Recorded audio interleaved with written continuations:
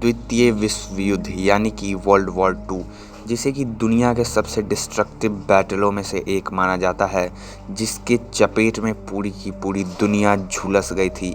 इसमें पूरे दुनिया का हर एक देश कहीं ना कहीं किसी न किसी रूप में शामिल था, जिसमें लगभग 5 करोड़ लोगों ने अपना जान गंवा दिया था।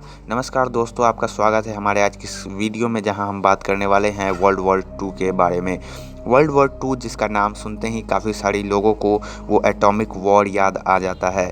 वर्ल्ड वॉर टू के अगर हम कारणों की बात करें, जो कि कुछ फेमस कारण हैं, जैसे कि हिटलर, जो कि जर्मनी में बने हालातों का फ़ायदा उठा के वहाँ का तानाशाह यानी कि डिक्टेटर बन गया। तो वहीं दूसरा जिसे सबसे बड़ा जिम्मेदार माना जाता है वो है इटली का तानाशाह मुसोलिनी, जो इटली में बने हुए हालातों का फ़ायदा उठा करके वहाँ का तानाशाह बन गया। और दोनों एक ही तरीक़ा का शासन करते थे। तो अगर आपने हमारे चैनल को अभी तक सब्सक्राइब नहीं किया है तो हमारे चैनल को सब्सक्राइब कर दें, वीडियो को लाइक करें, कमेंट करें और अपने दोस्तों के साथ भी हमारे इस वीडियो को ज़रूर शेयर करें। चलिए वीडियो में आगे बढ़ते हैं। अगर हम पहले कारण की बात करें तो पहला कारण माना जाता है ट्रीटी ऑफ वर्साई। जी हाँ दोस्तों, वर्साई की संधि जो कि वर्ल्ड वॉर वन के एंड के बाद हुआ था, जिसमें जितने भी जीते हुए राष्ट्र थे उन्होंने जर्मनी के साथ काफ़ी नाइंसाफ़ी किया था और जर्मनी को इसका पूरा खामियाजा भुगतना पड़ा था। और वर्ल्ड वॉर वन में हुए सारे लॉस को जर्मनी को ही फुलफ़िल करना था, जिसकी वजह से जर्मनी को लगता था कि उसके साथ काफ़ी अनफेयर हुआ है और इसी का फ़ायदा उठा करके एडोल्फ हिटलर जर्मनी का तानाशाह बन गया।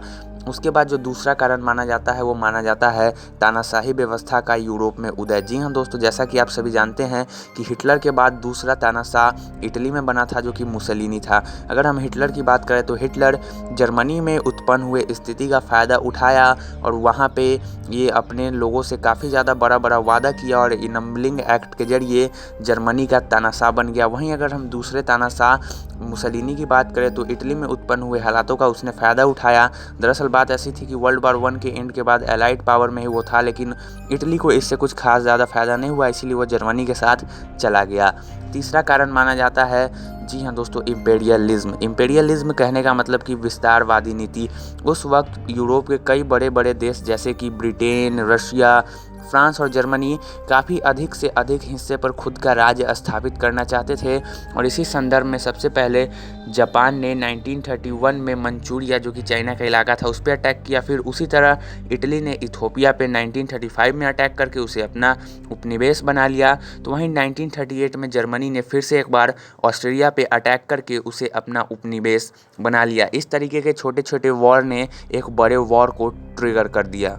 उसके बाद अगर हम वर्ल्ड वॉर टू के अगले रीजन यानी चौथे कारण की बात करें तो चौथा कारण माना जाता है गुटबाजी। जी हाँ दोस्तों, यूरोप में उस समय काफ़ी सारे अलायंसेस बन रहे थे और ये वर्ल्ड वॉर वन की एक कॉमन कारणों में से एक है। वर्ल्ड वॉर वन भी गुटबाजी की वजह से हुआ था। जैसा कि आप देख सकते हैं, जर्मनी, इटली और जापान जो कि एक अलग पावर का ग्रुप बना लिया था, तो दूसरी तरफ फ्रांस और यूरोप के अन्य देश जिसमें अमेरिका, ब्रिटेन और रशिया ने मिल करके अपना एक अलग ग्रुप तैयार कर लिया था। उसके बाद जो पांचवा कारण है वो है हैवी मिलिट्रिलाइजेशन, जो कि वर्ल्ड वॉर वन में भी एक कॉज था वर्ल्ड वॉर वन के स्टार्ट होने का। यूरोप में दिन प्रतिदिन काफ़ी तेज़ी से जर्मनी, फ्रांस, इन सभी ने वॉर की तैयारी पहले से ही करना शुरू कर दिया था। उसके बाद यूनाइटेड किंगडम जैसे देशों ने पहले ही से अपने हथियार को और भी ज़्यादा एडवांस बना लिया था और काफ़ी बड़े युद्ध की तैयारी में ये सारे देश लगे हुए थे, क्योंकि उस समय उपनिवेशिक शासन चल रहा था, जिस वजह से कंपटीशन काफ़ी ज़्यादा था। छठा है द ग्रेट डिप्रेशन। जी हाँ दोस्तों, ग्रेट डिप्रेशन का चर्चा हमेशा आता है क्योंकि ये एक ऐसा समय था जब अमेरिका का स्ट्रीट स्टॉक एक्सचेंज के काफ़ी बड़े हिस्से के शेयर बेच दिए गए थे, जिस वजह से पूरे दुनिया को ये बैडली अफेक्ट किया था, खास करके यूरोप को।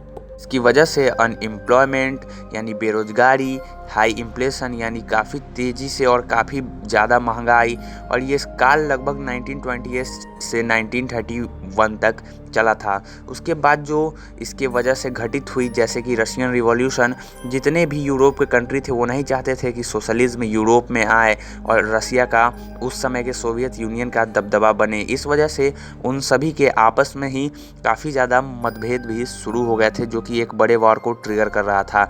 सातवां कारण है चेकोस्लोवाकिया और जर्मनी का कॉन्फ्लिक्ट। जी हाँ दोस्तों, दरअसल बात कुछ ऐसी है कि चेकोस्लोवाकिया का एक हिस्सा जर्मनी उसे कब्जाना चाहता था। जर्मनी चाहता था कि चेकोस्लोवाकिया के उस हिस्से पे वो खुद कब्जा कर ले, और इस वजह से म्यूनिख की संधि हुई, जिसमें कि पूरे विश्व को हिटलर की बात माननी पड़ी और उसे चेकोस्लोवाकिया का एक छोटा सा पार्ट दे दिया गया, जहाँ पे वो वेपन मैन्युफैक्चरिंग करके अपने आर्मी को और भी ज़्यादा मजबूत करना चाहता था। और 1939 में उसने फुली चेकोस्लोवाकिया पे कब्जा कर लिया, और यहाँ से साइन मिलने लगे थे कि अब वर्ल्ड वॉर 2 काफ़ी जल्द पूरे यूरोप में स्टार्ट होने वाला है, और वेपन फैक्ट्री काफ़ी तेज़ी से बढ़ रही थी।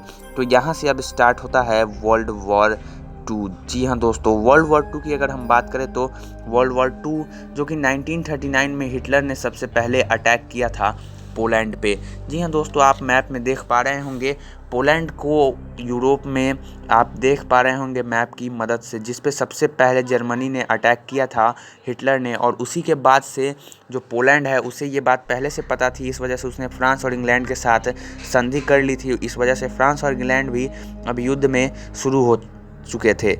3 सितंबर 1939 की अगर हम बात करें तो इंग्लैंड और फ्रांस ने जर्मनी पे अटैक कर दिया, क्योंकि पोलैंड के साथ उसकी ट्रीटी थी, तो इस वजह से वो भी वॉर में शामिल हो गया। और 1940 तक के वॉर को फोनी वार यानी दिखावटी युद्ध कहा जाता है, जो कि केवल दिखाने के लिए लड़ा गया था। असली वार तो 1940 के बाद से यानी कि 9 अप्रैल 1940 से शुरू हुआ, जब जर्मनी ने नॉर्वे और डेनमार्क पे अटैक कर दिया था, और इस अटैक में उसने दोनों को ही अपना कब्जा में कर लिया। उसके बाद जून 1940 को बेल्जियम, हॉलैंड और फ्रांस पे अटैक किया, और सबसे बड़ा नाम इसमें फ्रांस है, जिसने कि जर्मनी के आगे सरेंडर कर दिया, और फ्रांस भी जर्मनी और हिटलर के शासन के अंदर में अब जा चुका था। उसके बाद अगर हम इंग्लैंड और जर्मनी की युद्ध की बात करें तो जो कि काफ़ी खतरनाक था। इंग्लैंड और जर्मनी के बीच ये जो युद्ध लड़ा गया, उसे जर्मनी ने ब्रिटेन पे कब्जा करने की भरपूर कोशिश की, लेकिन वह फिर भी इंग्लैंड और उसकी राजधानी को कब्जा में नहीं ले पाया। लेकिन यहाँ पे भी हिटलर नहीं रुका, और हिटलर आगे भी कई सारे देशों पे कब्जा करते जा रहा था।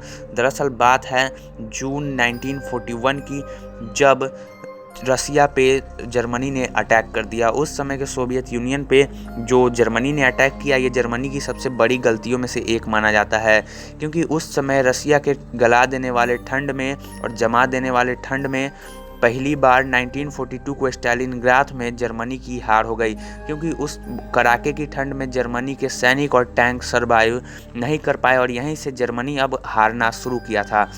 उसके बाद 7 दिसंबर 1941 को ईस्ट एशिया में भी वॉर की बिगुल बज गई थी, और ये बिगुल जापान ने बजाया था। जापान ने साउथ एशिया के कई सारे देशों पे कब्जा कर लिया था, जिनमें काफ़ी सारे देश आते हैं, और उन सभी देशों का नाम है मलेशिया, बर्मा जिसे आज म्यांमार कहते हैं, उसके बाद इंडोनेशिया, सिंगापुर और थाईलैंड। इन सभी पे जापान ने काफ़ी बड़े संख्या में सैनिकों को भेजकर युद्ध लड़ के कब्जा कर लिया था। तो वहीं मंचूरिया जो कि चाइना का एक पार्ट है, उस समय चाइना पे भी जापान ने कब्जा कर लिया था, और उसके बाद से चाइना और जापान के बीच में एक फुल स्केल वॉर स्टार्ट हो गई थी। और इस वजह से चाइना और जापान इधर ईस्ट अफ्रीका में लड़ रहे थे, तो ये वॉर अब यूरोप से निकल करके एशिया में पहुंच चुकी थी, और इसके चपेट में अब पूरा का पूरा विश्व आ चुका था। और ये वॉर अब 1942 में स्टालिनग्राद में जो कि जर्मनी का हार हुआ था, वहीं से अब एक अलग दिशा ले चुकी थी।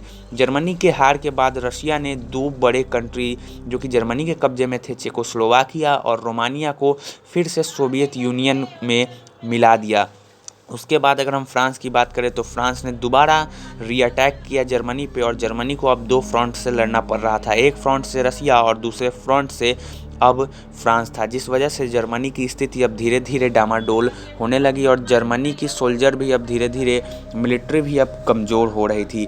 इस वजह से हिटलर को समझ में आ चुका था कि अब जर्मनी काफ़ी जल्द युद्ध में हारने वाला है, और काफ़ी जल्द अब जर्मनी इस युद्ध को हार जाएगा। उसके बाद वर्ल्ड वॉर 2 के एंडिंग की अगर हम बात करें तो वर्ल्ड वॉर 2 में का एंडिंग शुरू होता है 1944 से, जब सबसे पहले इटली और वहाँ के तानाशाह मुसोलिनी ने सरेंडर किया था। उसके बाद 7 मई 1945 को जर्मनी ने भी सरेंडर कर दिया, क्योंकि अब जर्मनी भी पूरी तरीके से कमज़ोर हो चुका था। लेकिन जापान अभी भी मानने को तैयार नहीं था, और वो लगातार अलग अलग देशों पे अटैक कर रहा था, जिस वजह से उस पर न्यूक्लियर अटैक किया गया था 6 अगस्त 1945 को नागासाकी में।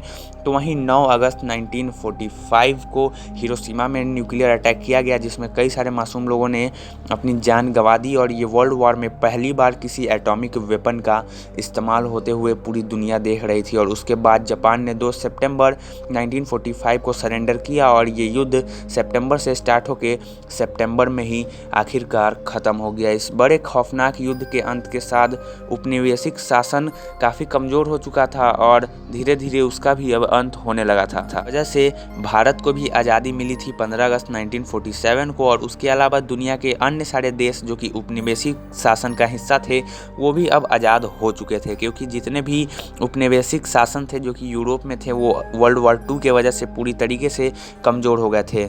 ये युद्ध काफ़ी खतरनाक था, जिसमें एटॉमिक वेपन का यूज किया गया था। ऐसा वॉर दोबारा ना हो, इस वजह से 24 अक्टूबर 1945 को यूनाइटेड नेशन ऑर्गेनाइजेशन UNO की स्थापना अमेरिका में की गई कि वर्ल्ड वॉर 3 ना हो और एटॉमिक वेपन का यूज़ अब दोबारा कभी नहीं हो सके। तो दोस्तों, अब ये वीडियो ख़त्म हुआ। इसी के साथ हम आज के इस वीडियो को अब यहीं पे ख़त्म करते हैं। तो फिर मिलेंगे अगली वीडियो में, तब तक के लिए अपना ध्यान रखिए।